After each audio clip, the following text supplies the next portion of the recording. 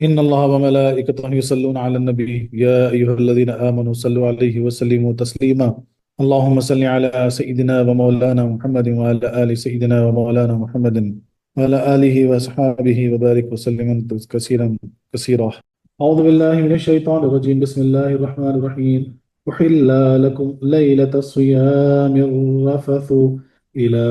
نسائكم هن لباس لكم وأنتم لباس لهن علم الله أنكم كنتم تختنون أنفسكم فتاب عليكم وعفى عنكم فالآن باشروهن وابتغوا ما كتب الله لكم صدق اللہ العلی العظیم۔ حلال کیا گیا واسطے تمہارے رات میں روزوں کی جانا طرف عورتوں اپنی کہ وہ لباس ہیں واسطے تمہارے، اور تم لباس ہو واسطے ان کے، جانا اللہ نے کہ تم تھے خیانت میں ڈالتے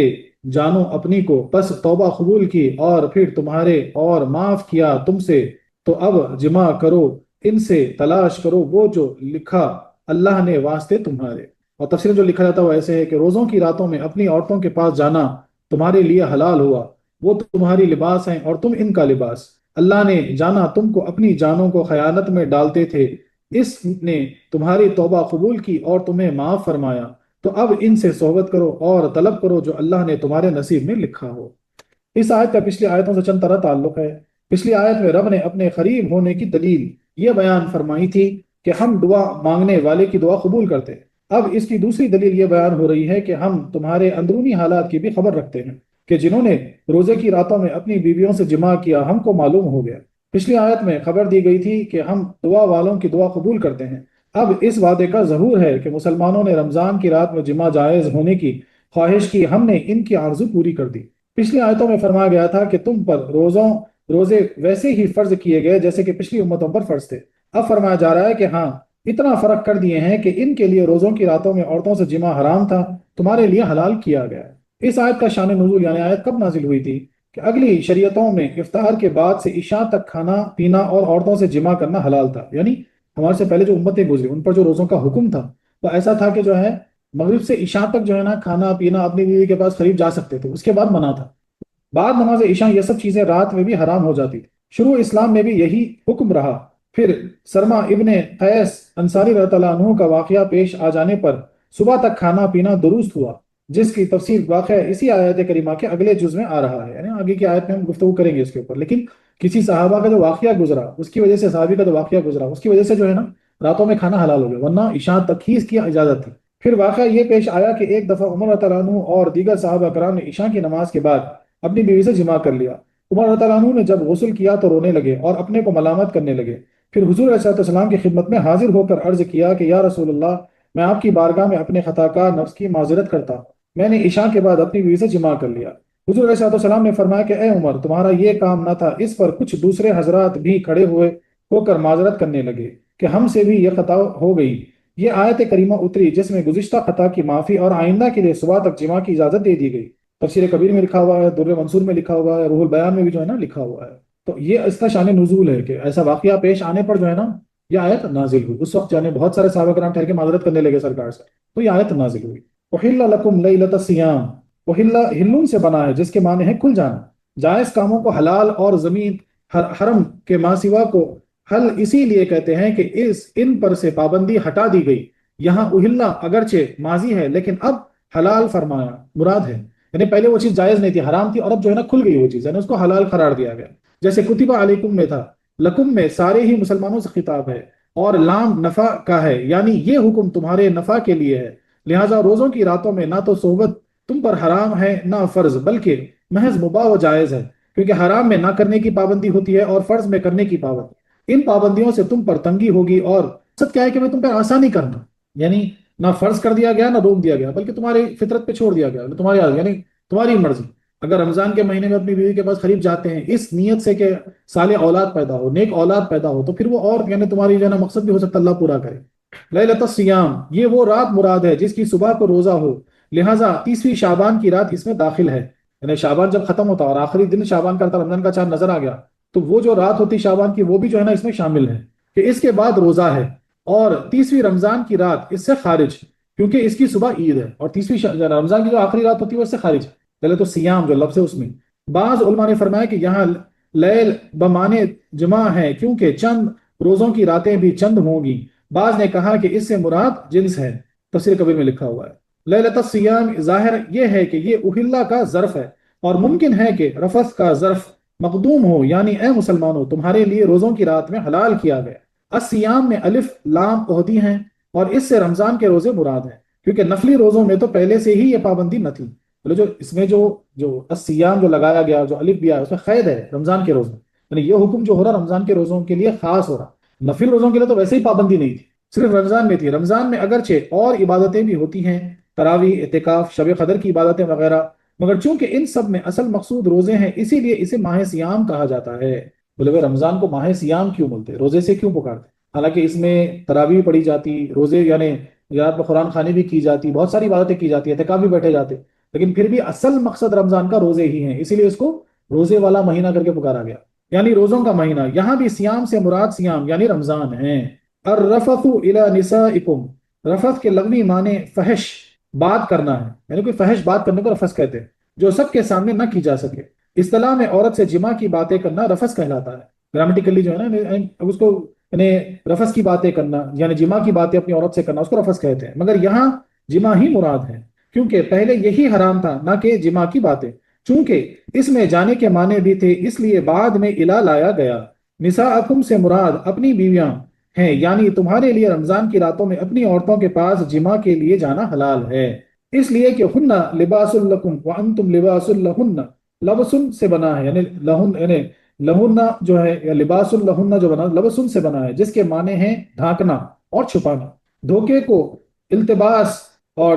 تشبہ لگنے کو لبس اسی لیے کہتے ہیں کہ اس میں اصل شے چھپ جاتی ہے۔ کپڑے کو بھی لباس اسی لیے کہا جاتا ہے کہ اس سے ستر چھپ جاتا ہے۔ یہاں چند وجہ سے عورت کو مرد اور مرد کو عورت کا لباس کہا گیا۔ اب جو قرآن پاک میں اللہ تعالیٰ کیا فرما رہے ہیں کہ جو عورت تم پہ حلال کی گئی وہ تمہارا لباس ہے اور تم اس کا لباس، تو یہ حکم کیوں آیا قرآن میں، کیوں فرمایا جا رہا ہے؟ اس کی چند وجوہات ہیں۔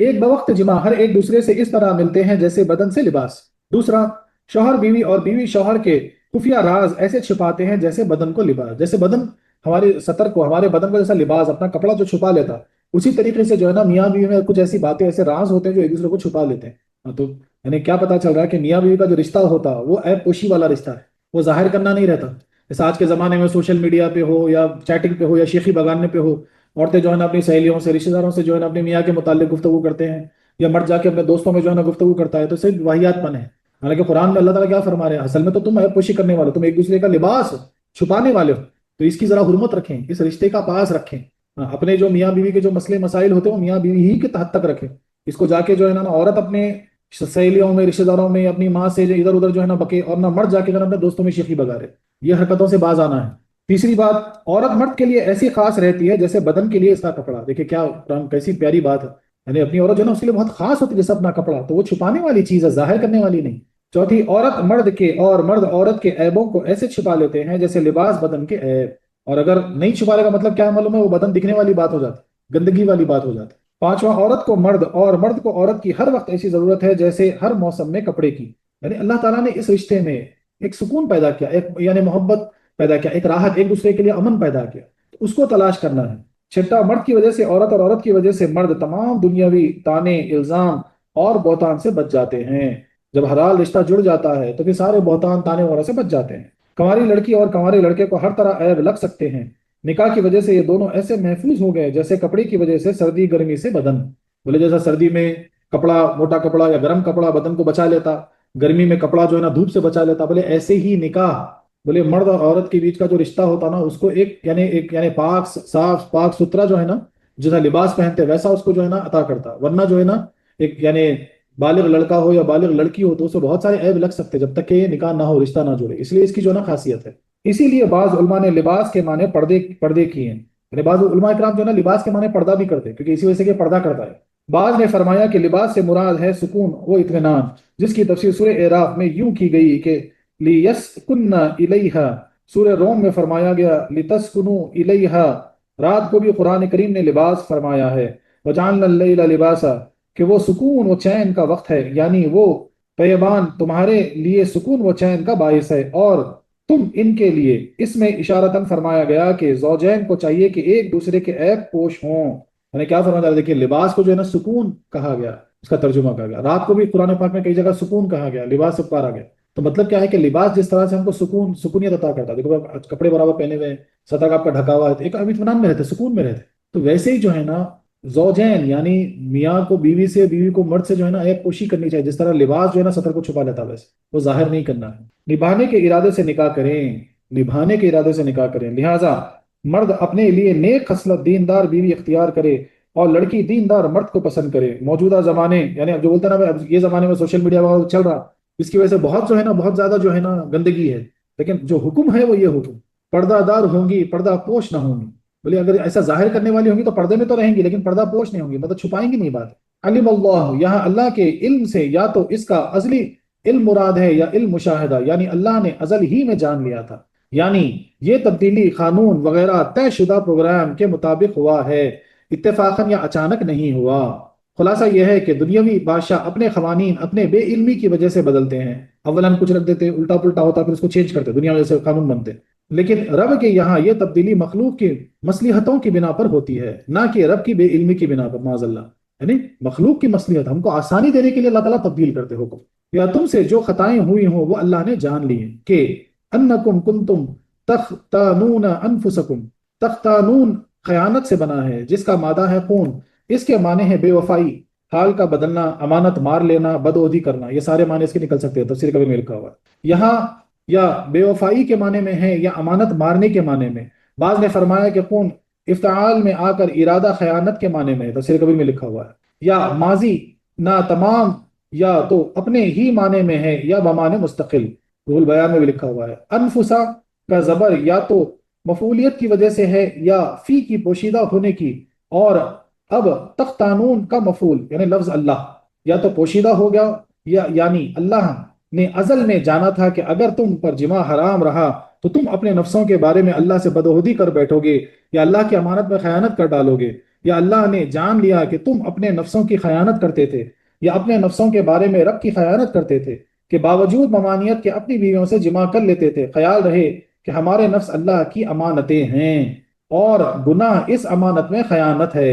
یعنی ہمارے نفس کا ہم پر حق ہے کہ نیک کام کریں اسے جنت میں پہنچائیں، گناہ کرنا نفس کا حق مارنا ہے، اسی لیے یہاں خیانت فرمایا گیا، یعنی پورا جو ایکسپلینیشن دیا گیا وہ کیسے دیا گیا کہ یہاں جو لفظ خیانت استعمال کیا گیا کیوں استعمال کیا گیا کہ ہمارے نفس جو ہے نا اس کے اوپر یعنی اللہ تعالیٰ کی یہ بہت بڑی امانت ہے ہمارے پاس، اور جب بھی ہم گناہ کرتے تو ہمارے نفس کی خیانت کر بیٹھتے، ہمارا کام کیا ہے کہ اس کو گناہوں سے بچائیں اور اس کو جنت میں پہنچائیں، یہ اہم مقصد ہے۔ تو یہاں پر اس یعنی معنی یہ کہ اللہ تبارک و تعالیٰ نے ازل میں ہی جان لیا کہ جو ہے نا اگر اس کی پابندی رہے گی یہ کام کی تو پھر جو ہے نا نفسوں میں بدعہدی کرو گے تو خیانت کر بیٹھو گے، اسی لیے جو ہے نا اللہ تعالیٰ نے اس کی اجازت دے دی۔ فتاب علیکم وعفا عنکم، یہ علم پر معطوف ہے یعنی علم سے جڑا ہوا ہے، اور اگر اس سے علم ازلی مراد ہے تو تختانون بمعنی مستقل ہو تو توبہ سے مراد اجازت جمع اور عفو سے مراد اس میں گنجائش اور وسعت دینا ہے، اور دوسری صورت میں یہ دونوں اپنے معنی میں ہے، تو سرکوی میں لکھا ہوا ہے یعنی رب نے تمہاری توبہ قبول فرمائی، تمہاری خطاؤں کو معاف فرما دیا، سبحان اللہ سبحان اللہ، یعنی دونوں خوشخبریاں اللہ تعالیٰ نے ایک تو اجازت دے دی اور دوسرا جو ہے نا ان کی خطاؤں کو معاف فرما دیا۔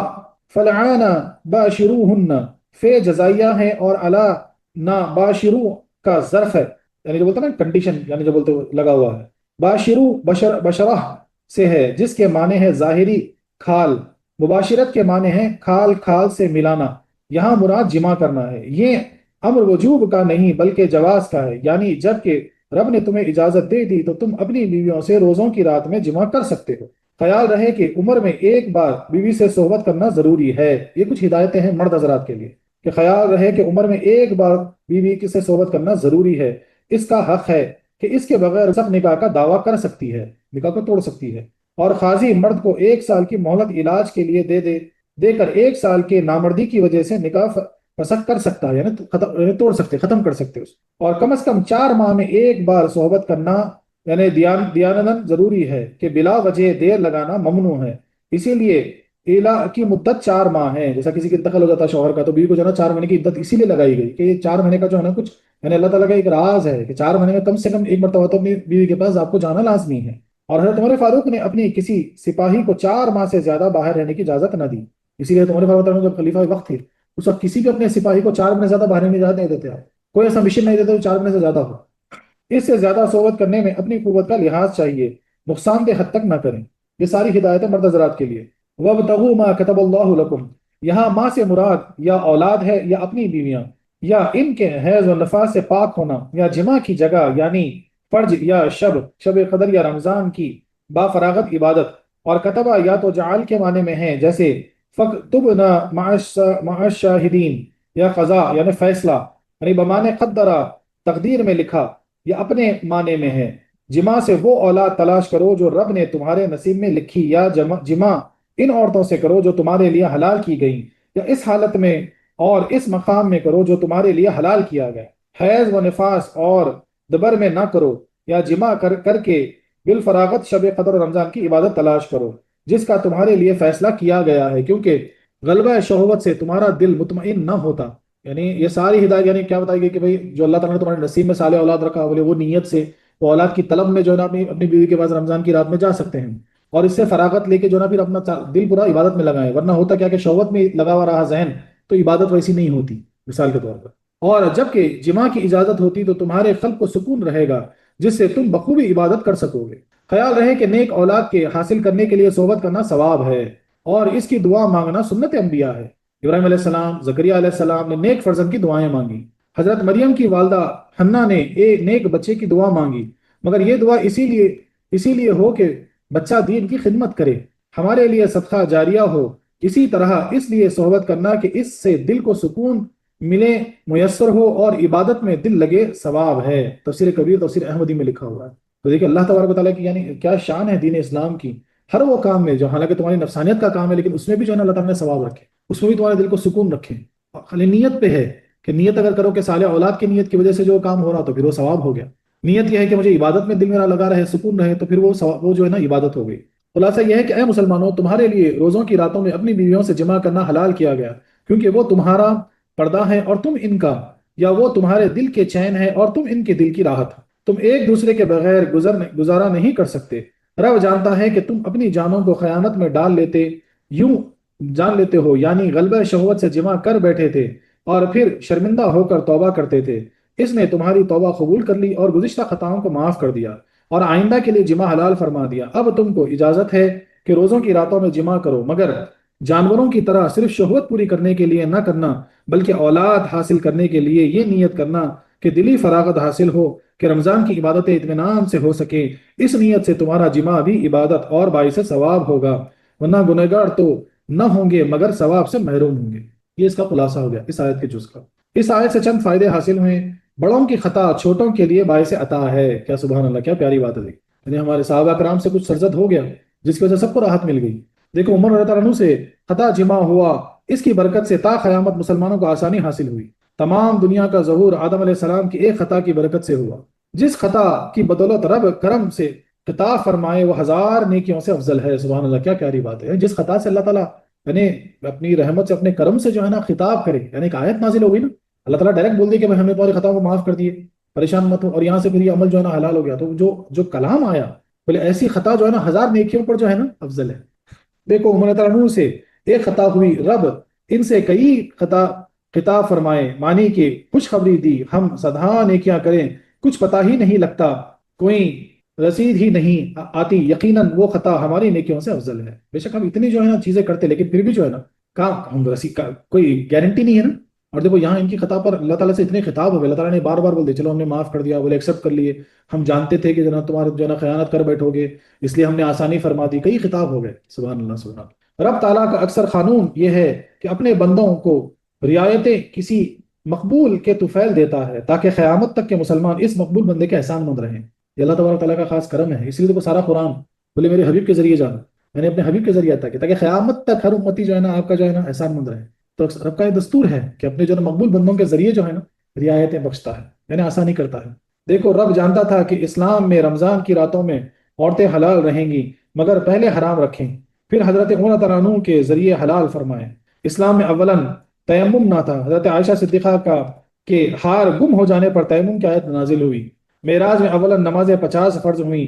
حضرت موسیٰ علیہ السلام کی عرض پر 5 رہیں، یہ ویسے درمیان میں کیوں رکھے تھے تاکہ بندے کبھی ان مقبولان سے بے نیاز نہ ہوں، زمین کبھی بھی آسمان سورج سے بے نیاز نہیں، ایسے ہی ہم کبھی ان بزرگوں کے مستغنی نہیں۔ سبحان اللہ سبحان اللہ، کیا پیاری بات ہے۔ جس طرح جو ہے نا ہر بار آسانی ہم کو عطا ہوئی تو کسی مقبول بندے کے ذریعے عطا ہو، تاکہ ہم ان کے نیاز مند رہیں، اپنے آپ کو بے نیاز نہ سمجھیں۔ کبھی امر محض جواز کے لیے بھی ہوتا ہے، کہ جیسے کہ یہاں باشرو ہوا، قرآن کریم سے حدیث کا نسخ جائز ہے۔ دیکھو روزوں کی رات میں جمع کی حرمت حدیث سے ثابت تھی، مگر آیت نے اس کو منسوخ کر دیا۔ حدیث کے تھرو جو ہے نا اسٹاپ تھا، نہیں تھا، اور بعد میں جو ہے نا جائز ہو گیا، قرآن نے جائز کر دیا۔ رب کا اتاب علامت کرم ہے، دیکھو خود ہی فرماتا ہے کہ تم نے خیانت کی، اور پھر فرماتا ہے کہ معاف کر دیا۔ اس اتاب پر عشاق وجد کرتے ہیں۔ صحابہ کرام ان الفاظ کو فقریہ بیان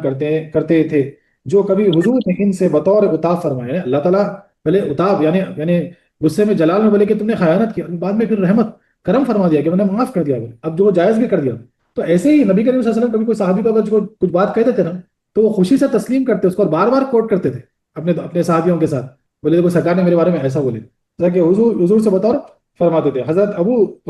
غفاری کے لیے علی رغم انف ابی ذر فرمایا، نبی کریم صلی اللہ علیہ وسلم فرمائے تھے کہ بولے ابو ذر کی ناک جو ہے نا وہ ہر جگہ ہو جاتی ہے، حالانکہ یعنی بات ویسی ہے لیکن آپ بڑی شان سے جس کو بیان کیا کرتے تھے۔ حضرت عائشہ کو اقرا حلقہ فرمایا، پکڑ لینے والی، ڈیٹین کر لینے والی، ایسا فرمایا۔ حضرت عائشہ دیکھو ان کو پکڑ لی ہوگی، چھوڑے گی نہیں، تو آپ شان سے بار بار فرماتی تھی۔ یا کسی کو سکلت کا ام کا، تجھے تیری ماں روئے کر کے فرماتے تھے، لیکن اس کو بھی جو نا وہ شان میں لیتے تھے رضی اللہ تعالیٰ علیہ مجمعین۔ یہ حضرات ہمیشہ اس پر فخر کرتے تھے، سبحان اللہ سبحان اللہ۔ اگر دنیاوی کام بھی نیک ارادے اور نیت خیر سے کیے جائیں تو ان پر ثواب ملتا ہے۔ دیکھو جمع میں نیک اولاد حاصل ہونے یا با اطمینان عبادت کرنے کی نیت کا حکم دیا گیا، کھانے پینے چلنے پھرنے کا بھی یہی حال ہے۔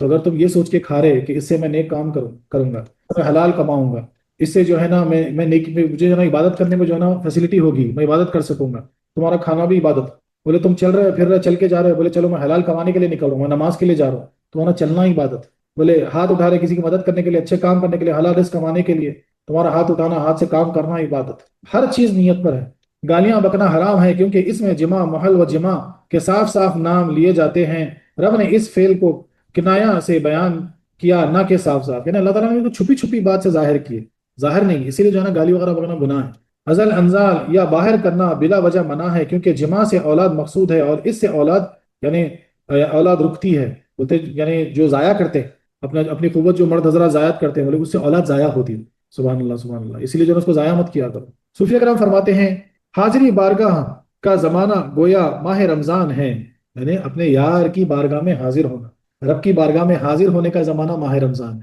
اور یہ صرف رمضان کا مہینہ نہیں ہے، سنیے ذرا غور سے، یہ ہر دن ہو سکتا۔ نفس کو یا بیوی ہے اور حقوق نفس کا ادا کرنا گویا مجامعت ہے۔ فرمایا گیا کہ زمانے حضور میں جب بھی تم اپنے یار کے حضور میں ہو، غفلت کے وقتوں میں، بولے جب بھی جو ہے نا یعنی توجہ ہٹ جائے، وہاں سے ہٹیں، تم اپنے نفوس کے حصے ان کو دے سکتے ہو، اس وقت اس کے نفس کے حصے اس کو دے سکتے ہیں، یعنی کھا پی سکتے ہو، کیونکہ اس کو روح کے ساتھ وہ تعلق ہے جو لباس کو جسم سے، یعنی جیسا لباس کو جسم سے تعلق ہوتا ہے، اسی طرح نفس کا تعلق روح سے بھی ہے۔ جیسے جسم کی حفاظت کے لیے کپڑے کا لحاظ رکھا جاتا ہے، یوں ہی روحانی نگرانی کے لیے نفس کا بھی خیال رکھو،